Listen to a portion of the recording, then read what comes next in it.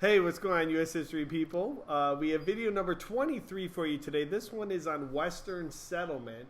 So, Manifest Destiny is complete. Civil War is over. People are moving out west. We're going to figure out what is going on out there. So, let's begin with government support for Western settlement. This is a very important topic to understand. The government is going to actively encourage and support westward settlement. The biggest way you see this is with the Homestead Act, passed by Congress in 1862 while the Civil War is going on. And this stated that the head of a household over 21 could claim up to 160 acres of public lands. That's a lot of farmland available to grow stuff. They had to require to pledge loyalty to the Union, so not be a part of the insurrection in the South, build homes, make improvements, and farm for 5 years to gain ownership. And under the Homestead Act, nearly 2 million Americans will apply for land and receive it at this time. Mr. Norris, did all those people successfully farm and build homes and make improvements? They did. Some of them did not have the best land, so they gave up the land within 5 years. But most of them did stay on there for a good 5 years. Oh, so government support for the development of railroads also very important. Not only was the government helping Americans move out west, but they were also helping American companies develop railroads and also help them expand across the continent. Starting off with the Pacific Railway Act, passed by Congress in 1862, also during the Civil War, like the Homestead Act. This provides nearly 125 million acres, lots of land, to railroad companies to build railways as well as telegraph lines. So we're having technology built to move people and goods and also for communication purposes. The railway companies, though, will make a significant profit selling a lot of that land back to settlers. They won't need all of it to lay their railroad tracks, so they'll be able to use the excess. They'll be able to use the extra land to sell. We have the development of the Transcontinental Railroad, probably most significant railroad at this time period, built between the years of 1863 to 1869. And as we say, transcontinental, it is across the continent. The goal was to help connect the east and the west coast via the railroad to move goods and people faster from east to west or from west to east. Farmers were also, specifically in the Midwest, able to get crops to market faster to make a profit. All right, jumping over to tensions over Western settlement. As the U.S. and citizens are expanding out west, they encounter Native Americans and people of Mexican descent who have been living there since a lot of the land belonged to Mexico prior to the Mexican-American War.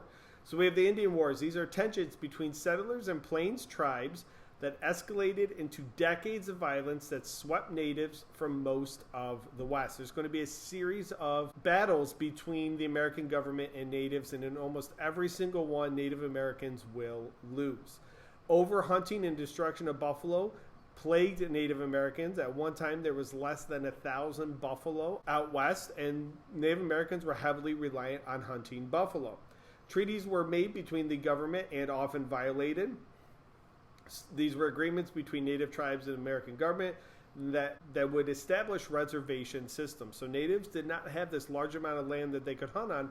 They were put onto a much smaller land known as reservations. The Battle of Little Bighorn is also known as Custer's Last Stand. This was a victory of Sitting Bull and the resisting Sioux over American forces led by General Custer in 1876. This is one of the few victories for Native Americans. In 1890, we have the Wounded Knee Massacre, in which nearly 300 Lakota men, women, and children were killed.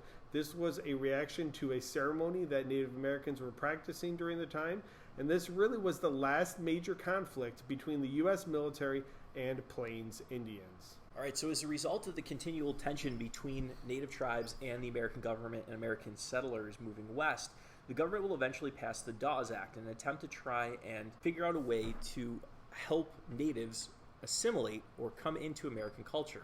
And unfortunately for them, it was whether they wanted to or not. So in 1887, a law was designed to break up parts of reservation systems that existed for natives and provide individual farmland for native families.